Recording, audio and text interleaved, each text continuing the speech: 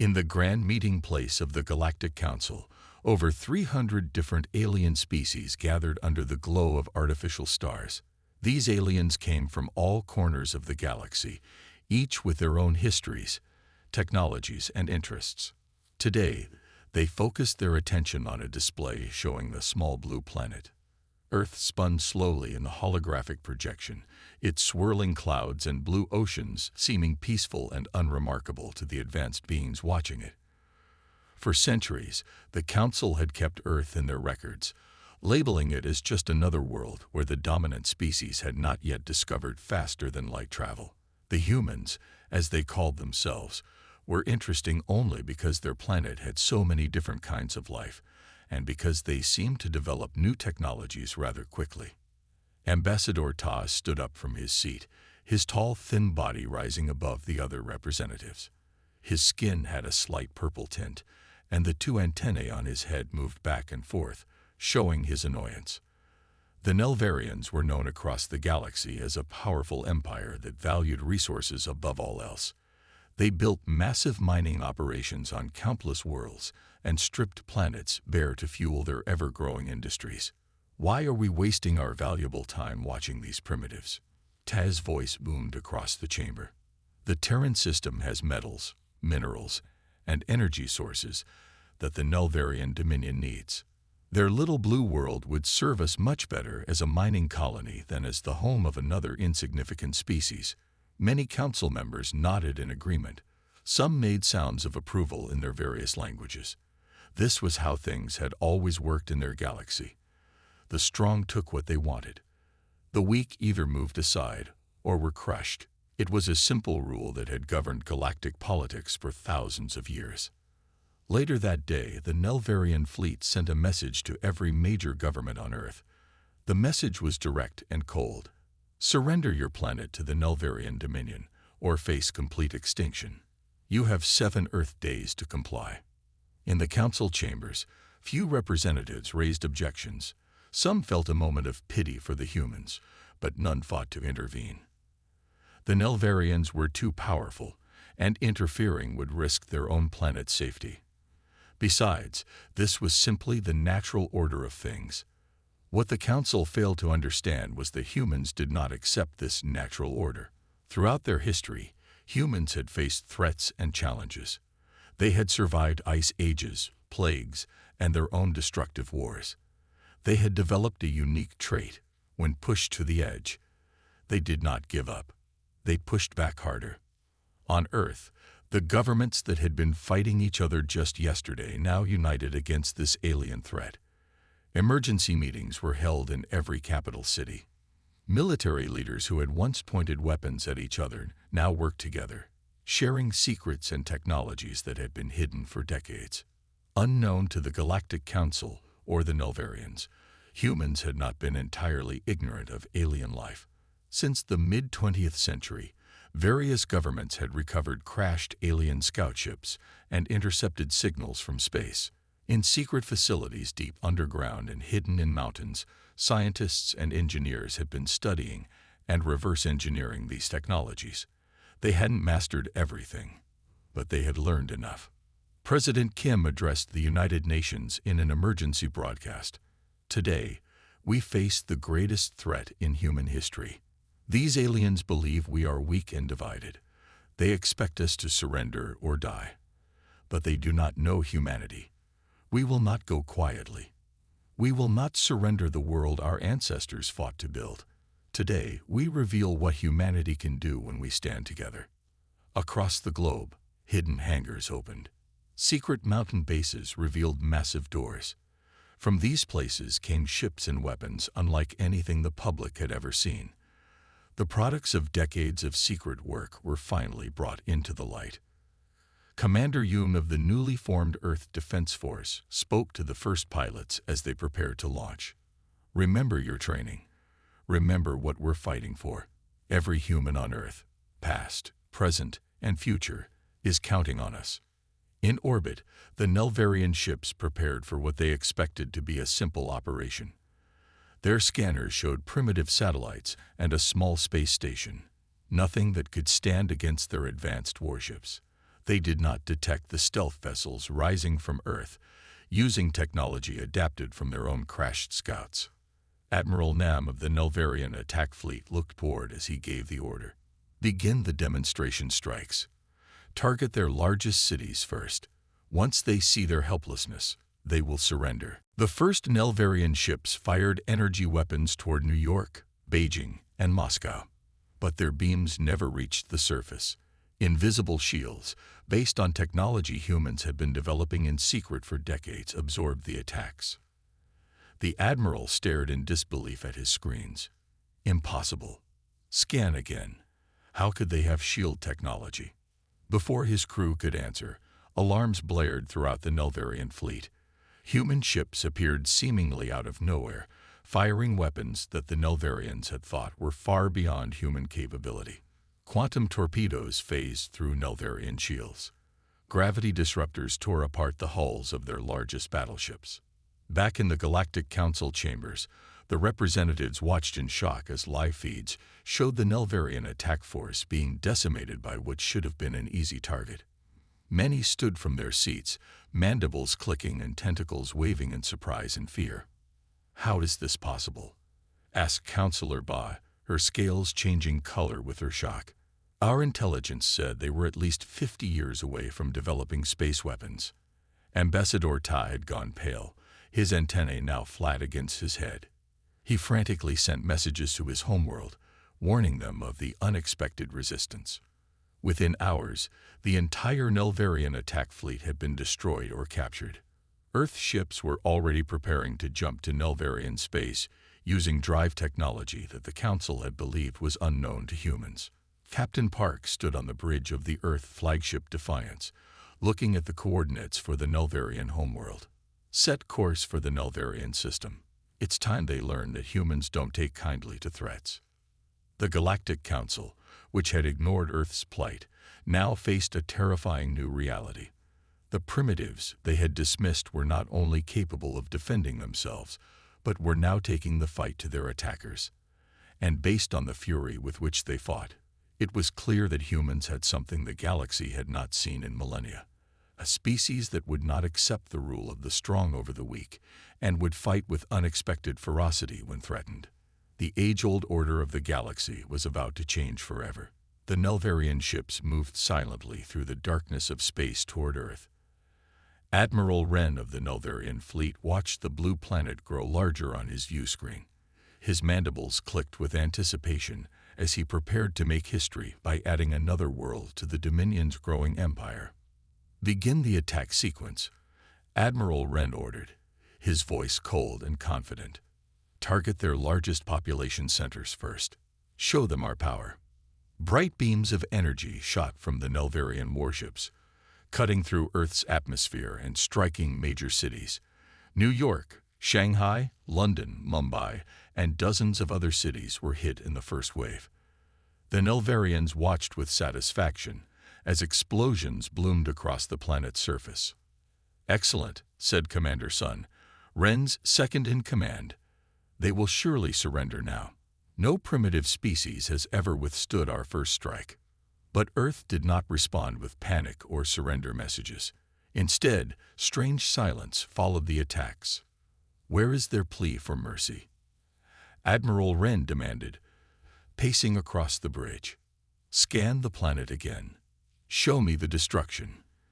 The scanner operators worked quickly, their fingers moving across control panels. One by one, they looked up with confusion in their eyes. "Admiral," said the lid scanner technician, "something is wrong. Our weapons, they did not reach the surface. Some kind of energy shield absorbed our attacks." "Impossible." Wren slammed his fist against the command console. "They are pre-FTL primitives. They cannot have shield technology." Just then, alarms began blaring throughout the Nelvarian fleet. On their screens, hundreds of small craft were rising from Earth's surface, moving with incredible speed and precision. Meanwhile, deep beneath the Rocky Mountains, Admiral Du stood in the command center of Earth's secret unified defense force. For decades, the world's governments had been preparing for this moment. building an underground military force using technology salvaged from crashed alien ships. "All units report ready, Admiral," said Captain Min, her voice steady despite the gravity of the situation. Admiral Du nodded, his weathered face showing no fear. He pressed a button, opening a channel to all Earth Defense Forces. "This is Admiral Du speaking from the EDS Vengeance." His voice echoed through underground bases around the world. "Today, aliens came to our home believing we would be easy prey. They believe us primitive. They believe us weak." He paused, his eyes hardening. "They will learn how dangerous a cornered human can be. Launch all ships. Execute Protocol Thunderbolt." Across Earth, hidden hangar doors slid open in mountainsides, under oceans, and in remote forests. Ships that had never been seen by the public eye rose into the sky. These vessels were the result of 70 years of reverse engineering alien technology, combined with humanity's unique approach to warfare. The Nelvarian bridge crew watched in horror as Earth's defense fleet approached. These were not the primitive rockets they expected, but sleek warships with technology that should have been impossible for humans to possess. Evasive maneuvers. Admiral Wren shouted, but it was too late. Earth's ships fired weapons that the Nelvarians had never encountered before. Quantum-entangled torpedoes appeared inside Nelvarian shields, bypassing them completely. Gravitational disruption beams warped and tore the hulls of the invading ships. "How can this be?" Commander Sun whispered as he watched 3 of their largest warships explode simultaneously. In Earth orbit, Captain Song led a squadron of smaller attack craft, darting between the massive Nelvarian warships. Her pilots executed maneuvers that the aliens had never seen before. "Remember your training," she told her squadron over the comm. "Use the gravity sling maneuver to get under their point defense systems, then hit them with the phase missiles." The Earth fighters moved with incredible agility, seeming to predict the Nelvarians' tactics before they happened. This was no coincidence.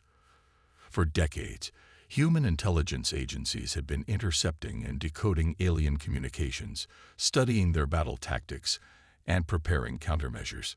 Back in the Galactic Council chambers, representatives watched in stunned silence as live feeds showed the Nelvarian invasion force being systematically destroyed.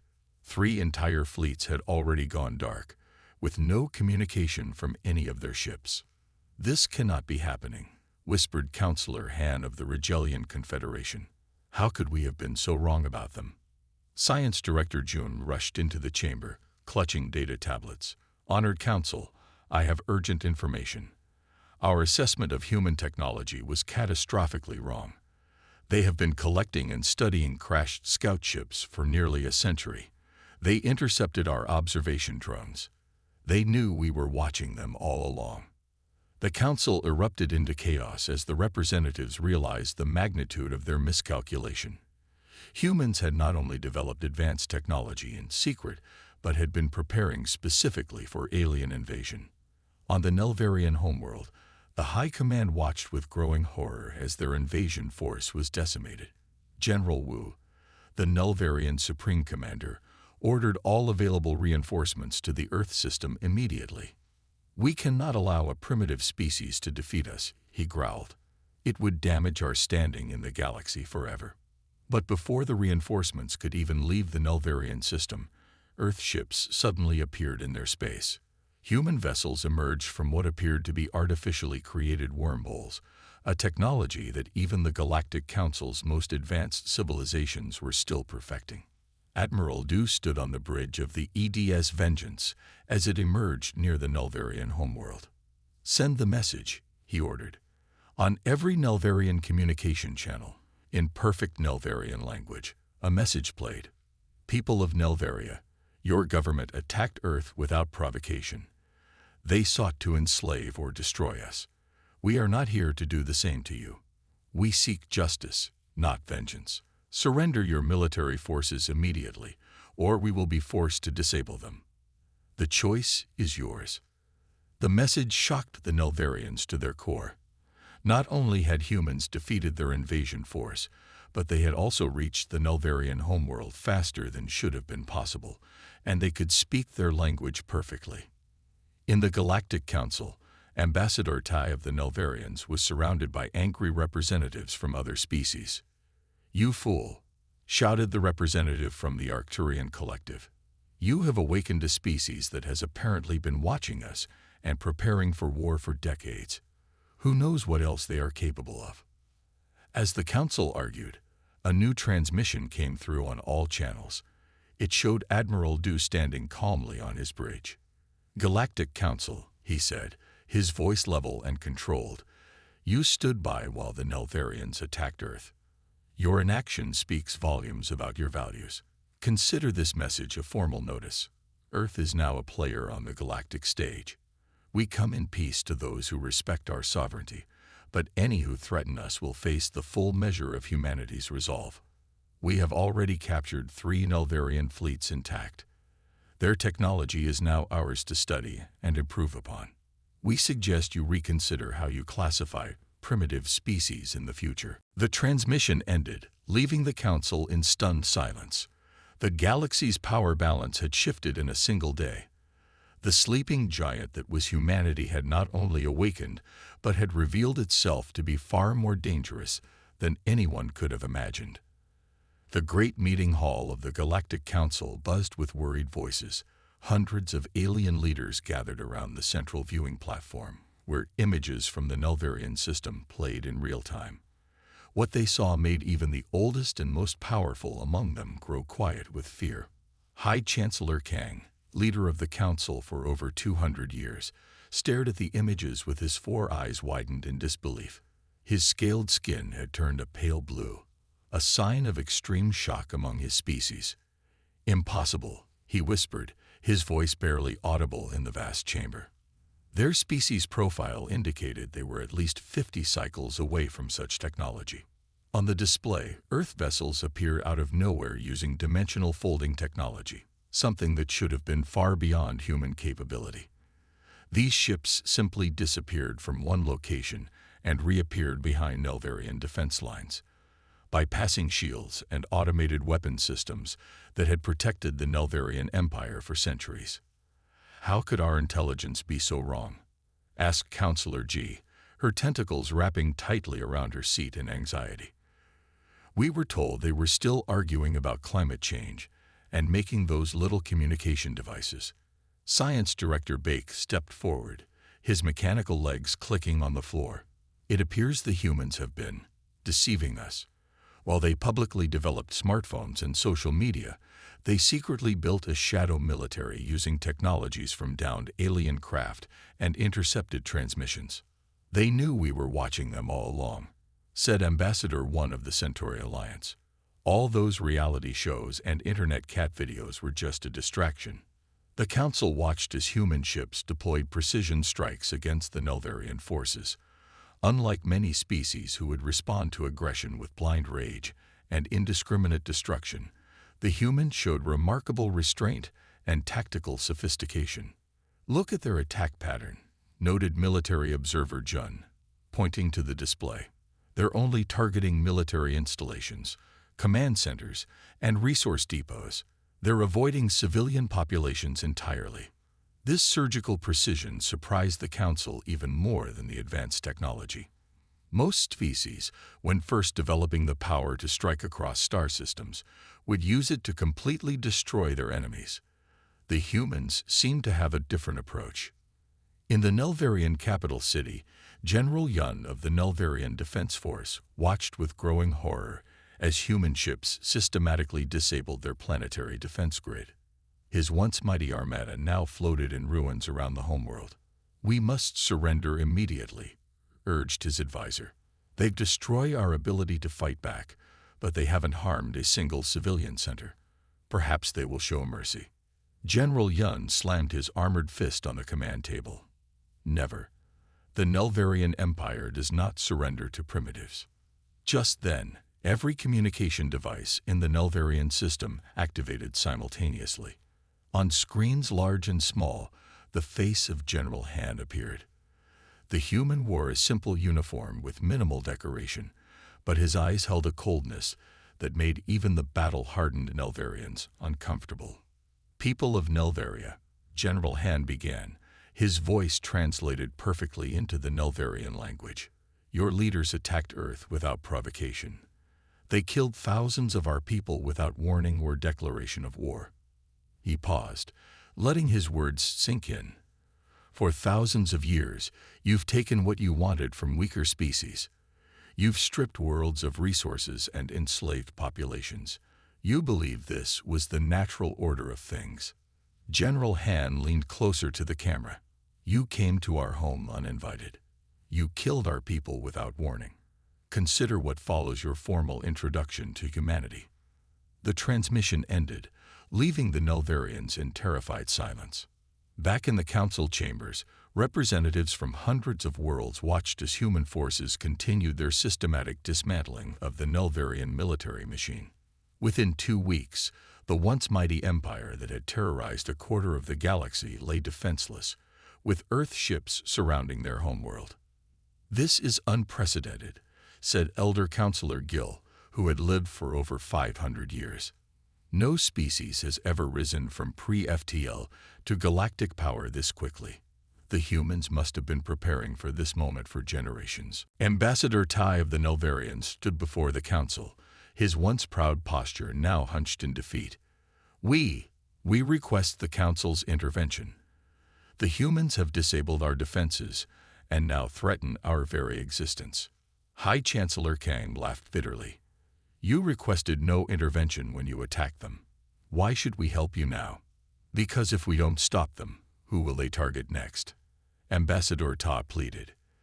"They clearly have technology far beyond what we thought. They could be a threat to us all." The chamber fell silent as a new transmission appeared on the main display. It showed Captain Nam of the Earth Defense Force standing on what appeared to be the captured bridge of a Nelvarian dreadnought, the pride of their fleet. "Honored representatives of the Galactic Council," Captain Nam said calmly, "Earth has no quarrel with peaceful civilizations. Our fight is only with those who threatened our world and our people." She gestured around the captured bridge.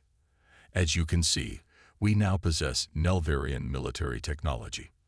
We've also secured their databases, including records of deals made with many of you sitting in that chamber, deals that provided the Nelvarians with weapons and intelligence in exchange for a share of Earth's resources after our expected conquest." Several council members shifted uncomfortably in their seats.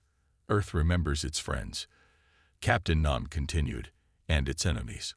We now formally request recognition as a spacefaring civilization with all rights under galactic law. We also demand that those who participated in or profited from the planned invasion of Earth face appropriate consequences." After the transmission ended, the council exploded into arguments. Some called for immediate military action against Earth, while others suggested diplomatic recognition might be the safer path. "We cannot fight them," said Defense Coordinator Shin, her voice cutting through the noise. "Look at what they did to the Nelvarians in just 2 weeks. A species that can advance this quickly, that can hide their true capabilities for decades while being observed, and that can strike with such precision, is not one we should antagonize further." Over the next few days, as the council debated, reports came in from across Nelvarian space. Human forces had liberated dozens of worlds that had been under harsh Nelvarian rule. Rather than claiming these planets for Earth, they were helping establish independent governments. On the mining world of Tarsus IV, the native population celebrated in the streets as the last Nelvarian overseers were loaded onto transport ships. A human officer named Commander On addressed the cheering crowd. "Your days of slavery are over," she told them. "Earth stands with all beings who desire freedom. We ask only that you remember who truly came to your aid when you needed it most." By the end of the 3rd week after the attempted invasion of Earth, the political landscape of the galaxy had been transformed. The Nelvarian Empire, which had stood for over 1,000 years, had effectively ceased to exist as a major power. In its place, a coalition of formerly subjugated worlds was forming under Earth's protection. In his private chambers, High Chancellor Kang reviewed reports of human diplomatic efforts spreading throughout the former Nelvarian territories. Unlike most rising powers, the humans weren't establishing an empire. They were building alliances. "They're even more dangerous than I thought," he murmured to his aide. "They don't just have advanced weapons. They have ideas. And in the long run, ideas are always more dangerous than weapons."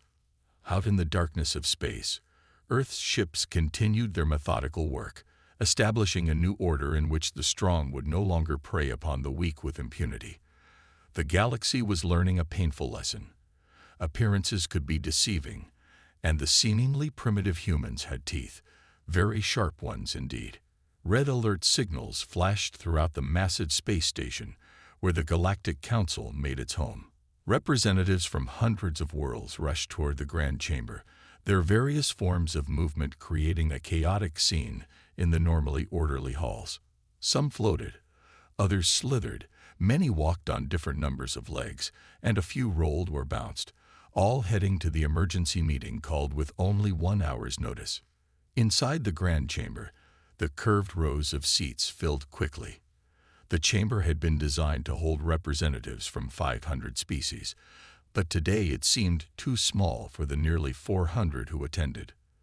The room buzzed with worried conversations in dozens of languages, all being translated through small devices each member wore. High Chancellor Kang stood at the central podium, his aged face showing deep concern.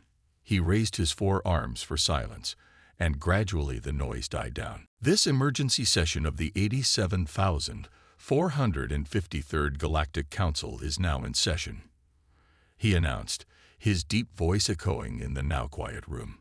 "The situation with Earth and the Nelvarian Empire has developed beyond all predictions." On the main viewing screens that circled the chamber, images appeared showing Earth ships in dozens of star systems that had, until recently, been firmly under Nelvarian control. Human vessels were seen breaking apart Nelvarian battle stations, disabling defense systems, and landing on colony worlds, where they were often welcomed by the local populations. "These reports have been coming in for the past 14 standard days," said Security Chief Back, pointing to the images. "The humans aren't just defeating the Nelvarians, they are systematically dismantling their entire empire, piece by piece." The chamber erupted in fearful murmurs. The Nelvarian Empire had stood for over 1,000 years. Many council members had been paying tribute to them for protection or had profitable trade agreements. Now, all of that was changing before their eyes. "How is this possible?" demanded Ambassador Yu of the Proxima Confederation. The humans were supposed to be centuries away from this level of technology. Science Director Jin stepped forward, his insect-like mandibles clicking nervously as he addressed the council.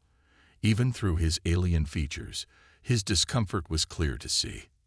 We grossly underestimated them," he admitted, bringing up new images on the screens. These showed ancient human cave paintings of hunters, medieval battles, modern warfare, and finally, their secret space technology program. "Human historical records show a species that evolved as persistence predators," Jin explained. "Unlike most intelligent species who evolved from herd animals or peaceful gatherers, humans are descended from hunters who would chase prey until it collapsed from exhaustion." The screens showed human anatomy, highlighting their efficient cooling systems, long-distance running abilities, and brain structures. "Warfare is embedded in their cultural development," Jin continued. "They have fought more wars among themselves than most council species have in their entire histories. But most concerning is this trait. They appear physiologically adapted to hold grudges and pursue vengeance across generations." He brought up brain scans showing human emotional responses. "They can pass down memories of wrongs done to them through cultural means, teaching their offspring to continue fights begun by ancestors long dead. We have found no other species with this level of multigenerational determination." The council members looked at each other with growing alarm. A species able to maintain focus on a goal across multiple generations was a frightening concept. Ambassador Tai of the Nelvarians stood up, his once proud posture now bent with defeat. My government requests immediate council intervention. The humans are systematically destroying everything we built over 1,000 years. Perhaps you should have thought of that before attacking their homeworld, replied Ambassador Song of the Altair Alliance, her voice sharp with disapproval. Before the argument could escalate, a council aide rushed to High Chancellor Kang's side and whispered urgently in his ear. The Chancellor's eyes widened. "We are receiving a direct transmission request from Earth," he announced. The chamber fell completely silent. Everyone stared at the main viewing screen as it shifted to show a human woman seated at an ornate desk. She wore a simple blue uniform with minimal decorations, but her posture and expression conveyed absolute authority. Her dark hair was pulled back neatly, and her eyes were sharp and evaluating as she regarded the assembled council. "This is United Earth President Lee," said Chancellor Kang, his voice slightly shaking. "She requests to address the council directly." After a quick vote showing overwhelming approval, mostly driven by fear and curiosity, the channel was opened for two-way communication. "Greetings, President Lee," said Chancellor Kang. "The Galactic Council recognizes Earth and welcomes your address." President Lee nodded slightly, her face remaining stern and composed. "Galactic Council," she began, her voice measured but cold. "3 weeks ago, the Nelvarian Empire attempted to commit genocide against my people. They attacked our cities without warning or provocation. They expected us to surrender or die." She leaned forward slightly, her gaze seeming to meet the eyes of each council member individually through the screen. "During this unprovoked attack, your council sat idle. You watched as the Nelvarians targeted our population centers. Your inaction makes you complicit in their crime against humanity." Several council members shifted uncomfortably in their seats. "We have since learned that many of you had already negotiated for shares of Earth's resources after our expected defeat. Some of you provided the Nelvarians with technology and intelligence to use against us." The screens around the chamber suddenly showed detailed records of secret agreements between the Nelvarians and various council members. Names, dates, and specifics of these deals were displayed for all to see, causing panic among those implicated. "How did they access these records?" whispered Ambassador Jun to his neighbor. "Those were encrypted with our best systems." President Lee continued, seemingly unaware of the chaos her revelations were causing. "Earth has now demonstrated its right to be recognized as a major galactic power. We have defeated the Nelvarian military, secured their territories, and liberated dozens of worlds previously suffering under their rule." The screen showed images of grateful alien species celebrating as human forces arrived on their worlds, tearing down Nelvarian symbols and freeing slaves from mining operations. "Consider this Earth's application for council membership," President Lee stated firmly. "Not requested, but taken. We will occupy the Nelvarian seat on this council, effective immediately."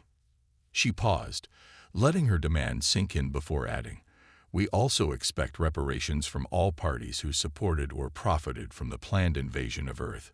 A detailed list of demands will follow this transmission." Before anyone could respond, another series of images appeared on the screens. Earth ships taking position near the homeworlds of several council species who had been most involved with the Nelvarians. "These are not threats," President Lee clarified, seeing the panic on many faces. "Merely reminders that Earth now has the capability to enforce galactic law where this council has failed to do so. We prefer peaceful resolution, but we are prepared for alternatives."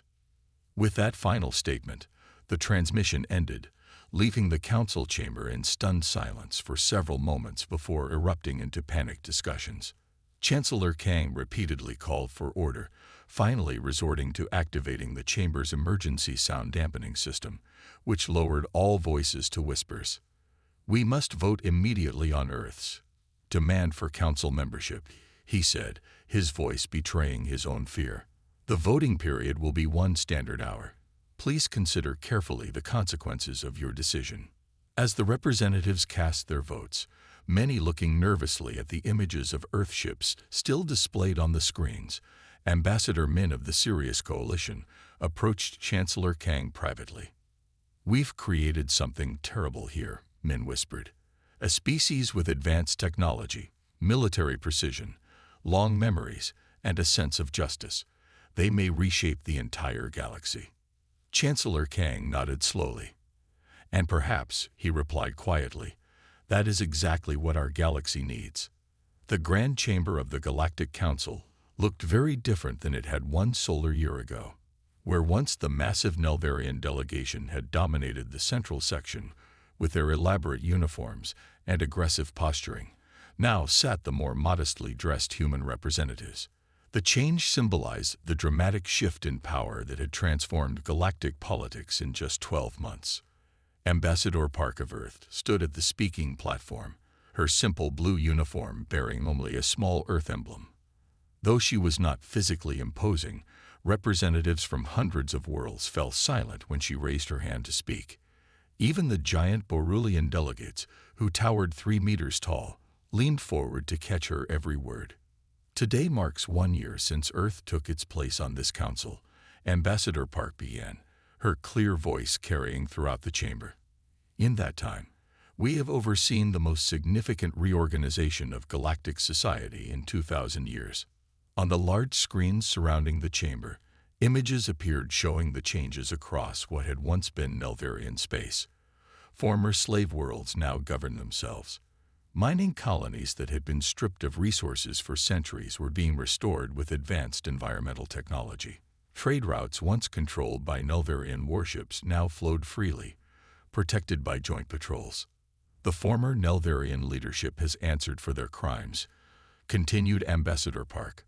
"Their trials on Earth were broadcast across the galaxy, allowing all species to witness fair justice in action." Many council members shifted uncomfortably, remembering the trials.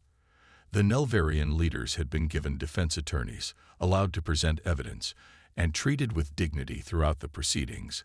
Concepts foreign to many galactic civilizations, where might simply determined right. Even those found guilty of ordering the attack on Earth had received imprisonment rather than execution, shocking many who expected humans to be as brutal in victory as the Nelvarians had been. "Humanity does not seek empire," Ambassador Park stated firmly. "We seek justice. We seek security. Any civilization that threatens Earth or its allies will face the same fate as the Nelvarians." Though her words were strong, her tone remained measured.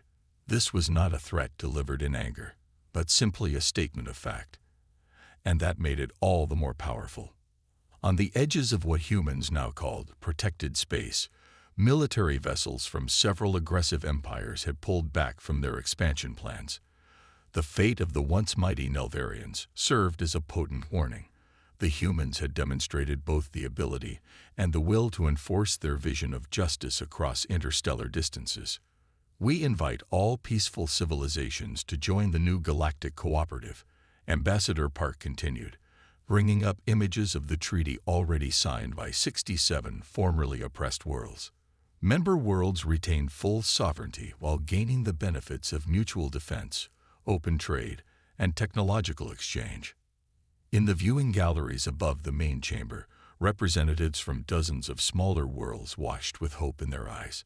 Species that had never dared to speak in council before now sent observers, seeing possibility where once there had been only resignation to their fate as pawns of stronger powers.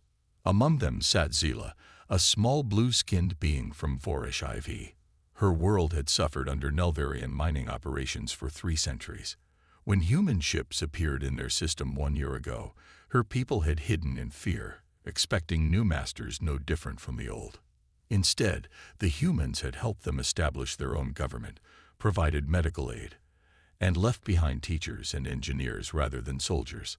Now Zilla served as her world's first ambassador, her presence in the council gallery unthinkable just 1 year earlier. The old order claimed that domination by the strong was the natural law of the universe, Ambassador Park said, her gaze sweeping across the chamber. "We reject this premise. Strength should protect, not oppress. Advanced technology should liberate, not enslave." After the formal session ended, the real work of diplomacy continued in the private chambers, and meeting rooms throughout the council station. In one such room, Elder Council Member Choi sat with his young aide. At over 700 years old, Choi had served on the council longer than most species have been spacefaring. His small, wrinkled form and wispy white beard gave him an appearance of fragility, but his mind remained sharp. "What troubles you, Master Choi?" asked his aide, noticing the elder's thoughtful expression. Choi sipped his tea slowly before answering. "I am not troubled, Jin. Rather, I am fascinated by the humans. Indeed, in all my centuries, I never imagined that the most dangerous species would be the one that values mercy as much as it does retribution." Jin looked confused. "But surely their military power makes them dangerous, not their mercy." Choi smiled gently. "You are young yet. Many species have achieved military might. The Nelvarians had powerful weapons. The Drox Imperium still does. But the humans are dangerous in a different way. They fight not because they love violence, but because they love what they protect." He gestured toward the viewport where Earth's flagship, the EDS Guardian, could be seen docked at the station. Unlike the intimidating black warships of most powerful species, it was painted white with blue markings. Look at their vessels, designed for defense rather than conquest. Their weapons disable rather than destroy when possible. They could have enslaved the Nelvarian populations, stripped their worlds bare in revenge. Instead, they built schools and hospitals. Jin nodded slowly, beginning to understand. And that makes other species want to follow them, rather than just fear them. Precisely. Fear breeds resistance. Inspiration breeds alliance. Choi set down his teacup. "The galaxy will never be the same, young Jin. The humans have changed everything." Throughout the station, similar conversations took place as representatives tried to make sense of the new galactic reality. Some plotted resistance, unable to accept the human vision. Others sought advantage, hoping to curry favor with the rising power. But many found themselves unexpectedly drawn to the Earth model of cooperation. Captain Ryu of the Earth Defense Force stood on the observation deck, watching ships come and go from the council station. A fellow officer joined him, looking out at the spectacular view of swirling nebula and distant stars. "Do you think it will last?" asked the younger officer. "All this peace and cooperation?" Captain Ryu smiled slightly. "Nothing lasts forever in this universe, but we've shown them a different path is possible. Maybe that's enough." Below them in the station's market district, beings from 100 worlds mixed freely, trading goods and stories. A small Nelvarian child, part of a refugee family, played with youngsters from 3 other species, none of them aware that just a year ago, their peoples had been bitter enemies. In the council archives, new histories were being written. The old texts that had proclaimed the natural order of predator and prey among sapient species were being supplemented with new chapters. Future generations would learn of the year when everything changed, when a supposedly primitive species from a small blue planet rewrote the rules of galactic civilization and proved that justice could be stronger than power alone. And throughout the stars, on countless worlds, beings looked up at their night skies with a new emotion that many had never dared to feel before.